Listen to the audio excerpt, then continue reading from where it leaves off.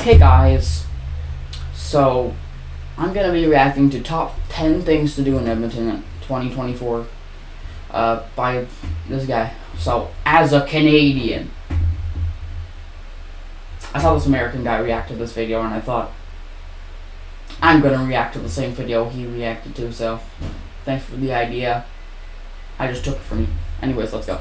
Edmonton, the capital of Alberta, stretches along both banks of the North Saskatchewan River in roughly the centre of the province. Yeah. The city has had a long rivalry with Calgary, just over 2 hours south, which claims that Edmonton is a boring government town. Well, nothing could be further from the truth.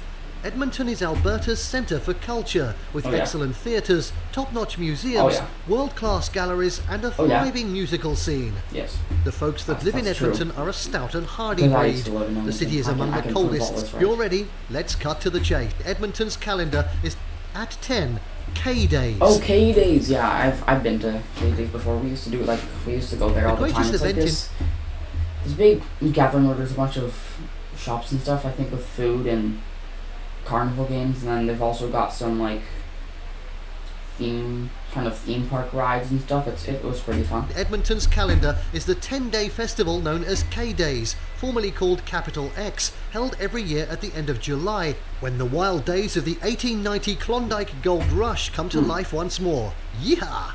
Street parties, dancing, parades, live entertainment, gold panning, yes, gold panning, and a midway liven up the whole city. Visitors who plan to be in Edmonton during the festival should be sure to book accommodation well in advance. I never looked at Number 9, Reynolds Alberta Museum, Wetaskiwin. Number 9, Reynolds Alberta Museum, Wetaskiwin. Wetaskiwin, it's Wetaskiwin. Not Wetaskiwin, Wetaskiwin. 1 hour by car south of downtown Edmonton is the friendly little town of Wetaskiwin. I think Wetaskiwin, right? Here, the main attraction is the Reynolds Alberta Museum, dedicated to everything to do with aircraft and vehicle construction. There are open-air displays of old agricultural machinery and tools, including some real old dinosaurs, steam tractors, threshing machines, Caterpillar tractors and trucks. That's cool. There are also nearly 100 historic aircraft housed here, as well as in the Canadian Aviation Hall of Fame, and numerous vintage motorcycles to admire. A cafe, store and theatre are also located on site to admire. A cafe, store and theatre are Theater? It's an E. Also located on site, with a good time to visit being one of the regular summer events when a variety of machines and vehicles are operating. Next up at number 8, Art Gallery of Alberta. A twisting modernist building on Sir Winston Churchill Square, the Art Gallery of Alberta in Edmonton is dedicated to visual arts with an emphasis on Western Canada. The gallery features changing and travelling exhibitions and maintains an extensive collection of more than 6,000 pieces. The site also features a gift shop, restaurant and theatre space. Private guided tours are available and can be tailored to suit your particular interests. Some of these places the facility also some of these places I haven't been to, so I can't really prove anything. Like this one offers a variety of educational programs for all ages, as well as lectures and workshops. At 7, Alberta Legislature Building. In the midst of a park-like garden where the last Fort Edmonton once stood is the 1913 Legislature Building. It's an imposing and attractive building, and from the terrace there are beautiful views across the North Saskatchewan River to the far bank. Guided tours are the best way to learn about the history of what the locals refer to fondly as the Ledge, including its architecture and secrets of the building. A highlight of a visit is spending time wandering the park-like grounds surrounding the building. That's the Ledge. Be sure to also visit the nearby Legislative Assembly Visitor Centre, which includes important displays related to local art, culture and history. There's also a cool 4D immersive experience that provides an impressive visual history of the province and its people, as well as a great gift shop selling arts and crafts from across Alberta. Next in at 6, Mutart Conservatory. The Mutart Conservatory. Oh yeah, that place. I think I've been there for a field trip to school there like a few times. It's actually really cool. You guys will see about this right in this video. On the south bank of the North Saskatchewan River, 4 pyramid-shaped hothouses are home to rare and far-travelled species of plants. Yeah, it is. Each pyramid features a distinct environment representing different biomes of the world, from the tropical climate of Myanmar, Burma and Fiji to the temperate pavilion with its American redwoods and Australian eucalyptus. With so many species of plants on display, the conservatory is, well, not only crowded, the premier horticultural facility in Edmonton. From the high ground above the river, there is a beautiful view of the gleaming pyramids of the Mutard Conservatory against the skyline of Edmonton city centre. At 5, Fort Edmonton Park. Oh, Fort Edmonton Park. I went there for a field trip in grade 5. It was actually pretty cool. It was pretty fun. Another open-air museum that should be included in your Edmonton travel itinerary, Fort Edmonton Park has old buildings faithfully reconstructed to reflect Edmonton's historical development. The buildings include a typical 1846 fort. Yeah, like this is all real. Like I don't remember this place ever being in here, but the buildings include that fireplace I clearly remember. Typical 1846 fort belonging to the Hudson's Bay Company, a street from a pioneer town of 1885, the up-and-coming provincial capital in 1905, as well as buildings from the 1920s. Go watch that video. Among the different forms of old transport, visitors can ride a horse-drawn wagon or a steam train. At the John Jansen Nature Centre nearby, there are exhibits about local geology and ecology. Now at number 4, Ukrainian Cultural Heritage Village. Oh, I've never seen that Established in the 1970s along the Yellowhead Highway, this open-air museum preserves the cultural heritage of the many immigrants from Bukovina and Ukraine who settled in what is now Alberta in the 1890s. I've never been there, so I can't prove Known locally simply as The Village, various historic buildings have been reconstructed on the site, and the pale onion dome of a Ukrainian church is visible from afar. There are many living history elements to explore, including a blacksmith, market and an old-fashioned general store. Cool. Blacksmith, huh? Part of the fun is the opportunity to interact with the costumed guides, here to explain what life was like for these early settlers. If possible, try to time your visit with one of the many events or workshops hosted throughout the year, from cooking demonstrations to harvest celebrations and a commemoration of Ukraine's National Day. I'm so tired, bro. In at 3, enjoy nature at Elk Island National Park and Beaver Hills.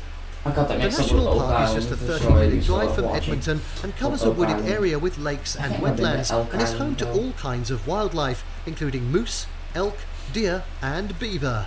But the main attraction of Elk Island National Park is the large herd of buffalo, or bison, which graze over a special enclosure.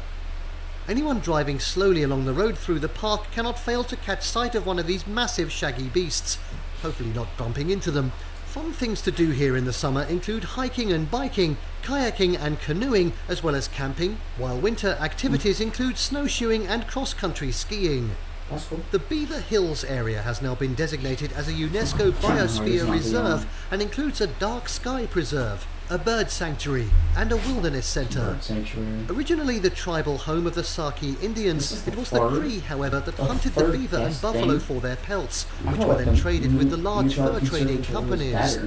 With hunting and settlement, the buffalo were almost wiped out, though some Beaver Hills buffalo are thought to have been captured in 1909 and placed in a reserve of their own. These are the forebears of the animals now living in Elk Island National Park. And now at 2, Royal Alberta Museum. The Royal Alberta Museum moved to its new location in 2018 and is now Western Canada's largest museum. I remember that. It's like a home to a fascinating mix of permanent cultural and natural history exhibits, as well as always changing temporary installations. A visit to this ultra-modern facility is certainly time well spent. Particularly impressive are the many fossils from the dinosaur and Ice Age eras, a large aquaria of native fish, and live insects, including some exotic and enormous species. Not for me, thanks. New additions include a large feature gallery hosting travelling exhibits from across Canada and around the world, a huge new kids gallery, and a bigger bug room with live invertebrates and a visible nursery. No thanks, they freak me out. The museum's cultural history departments explore Aboriginal cultures with artefacts from Blackfoot, Cree and other First Nations. A well-stocked gift shop and a cafe are also located on site. And now at number 1. Oh yeah. Shop and play. Dude, I can prove everything that he says here in this video, either right or wrong. I can say whatever I want. I'm a true Canadian. I've been here multiple times. It's one of my favorite places to be. Now that American guy in the other video, he said it's just a mall. Like, how could this be the best thing ever? But you can see if you're American. Play at West Edmonton Mall. I'll link his video in the description. Canada's West Edmonton Mall is not only the country's largest This isn't a photo from the mall. This is actually a photo from the Rogers Center, I think it's called. It's a big hockey center and one of the largest in the world. Yeah, this is a real photo. This is like one of the big glass domes in it, and like there's shopping here. There's 2 levels on it, and then there's a big ice rink. It's also a major tourist attraction. Okay, there's no airport here, so that's fake. On its own. In addition to hundreds of shops and restaurants, as you'd expect, the facility contains a hotel. Yeah, they do have a hotel too, which I don't think I've been to, but yes, they do have a hotel. Movie theaters. And they do have a movie theater. Ice rink, an aquarium. They do have an ice rink. They do have an aquarium, but I don't remember the aquarium. But they have it. Much more. Adding to the appeal are the themed sections of the mall, designed to mimic the feel of the... This isn't a photo from the mall, like that guy said, like, that's huge, they have so many levels of shopping there, but this is not the West Edmonton Mall. It only got 2, and it does not look like that. Popular travel destinations around the world. In Europa Boulevard, for example, many of the shops have European-style fronts and carry the names of international fashion designers, while Bourbon Street, a copy of the famous... I don't think I don't think that's a part of it. That's not a part of it. I don't know if these older buildings look like that. That's not really an Edmonton building. Why is there an American flag? This New Orleans Street is the place to visit for Creole food and live music. The mall's Galaxyland is one of... Yeah, Galaxyland. That's their theme park that they have in the mall, which is really cool. It's pretty fun, but I don't recommend go there. Most of the rides are down a lot of the time, so... And their biggest coaster isn't even there anymore. One of the largest covered indoor amusement parks in the world, boasting a variety... That's not a photo. This is a photo from the glow-in-the-dark mini golf there. I done it before. Family-friendly rides, including a triple loop roll. Okay, this isn't a photo of it. This is the Nickelodeon Universe theme park, somewhere in America or something. This is not Galaxyland, but yes, they do have a triple looping roller coaster, which is the biggest coaster, but it got removed. Roller coaster. Also fun is the recently renovated... Yeah, and this place was so much better than the theme park. It is so cool. It's so fun. That right, I can name you all these slides. Nessie's Revenge, Sky Screamer Yellow, Sky... That's this pink thing, the Cyclone, and then there's a purple or blue one for the Sky Screamer. That's Tropical Typhoon, which I just call a toilet bowl. World Water.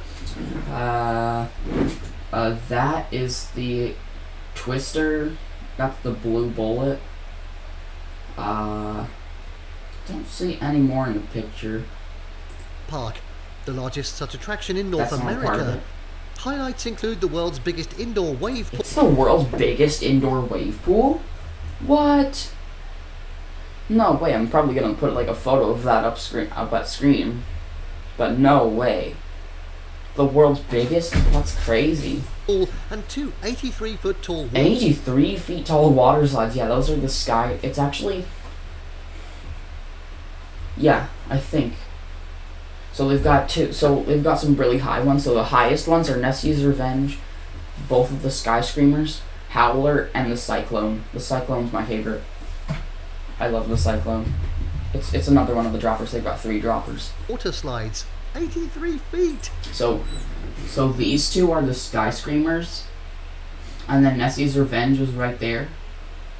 I think it might be a bit lower, but at the very top, it's so hard to climb all the way up atop the staircase. But at the very top, they've got the Twister, and they've got the Cyclone. It's really fun. The park, in fact, has a variety of slides ranging from beginner to extreme. I don't think that's a water slide there. And there you have the top 10 things to visit in Edmonton. Did you like what you saw? Well, let us know in the comments down below. I don't think that was a photo of Edmonton. This video with... How about like my video, and also the video for the American guy reacting to the video, and this video will be in the description. So, subscribe!